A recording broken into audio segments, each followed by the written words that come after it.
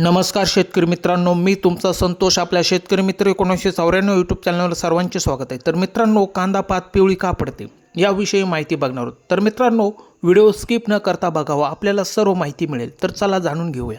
शेतकरी मित्रांनो, कांदे हे जास्त प्रमाणात अन्न देणारे असतात आणि त्यांचा चमकणारा हिरवा रंग आणि निरोगी वाढ राखण्यासाठी त्यांना आवश्यक पोषक तत्वांचा संतुलित पुरवठा आवश्यक असतो।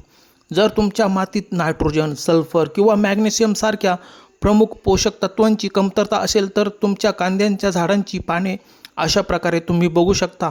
ह्या प्लॉटमध्ये खूप मोठ्या प्रमाणात पिवळेपणा जाणवतो। तर मित्रांनो, पात पिवळी पडण्याची अनेक कारणे आहेत। त्यामध्ये जास्त किंवा पाणी, कीड आणि रोग यांचा समावेश असू शकतो।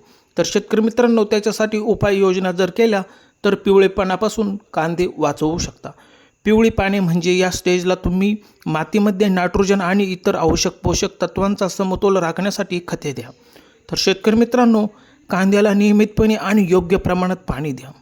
रोगांचा प्रादुर्भाव झाल्यास योग्य कीटकनाशक किंवा बुरशीनाशक औषधांची वेळेवर फवारणी करावी। त्यानंतर शेतकरी मित्रांनो, लागवडीपूर्वी प्रति 100 चौरस फूट जमिनीत 1 ते 2 पाऊंड सर्व उद्देशीय बाग खत जसे की 10-10-10 घाला। तर शेतकरी मित्रांनो, दिलेली माहिती कशी वाटली? दिलेली माहिती आवडल्यास चॅनलला सबस्क्राईब करा। धन्यवाद शेतकरी मित्रांनो।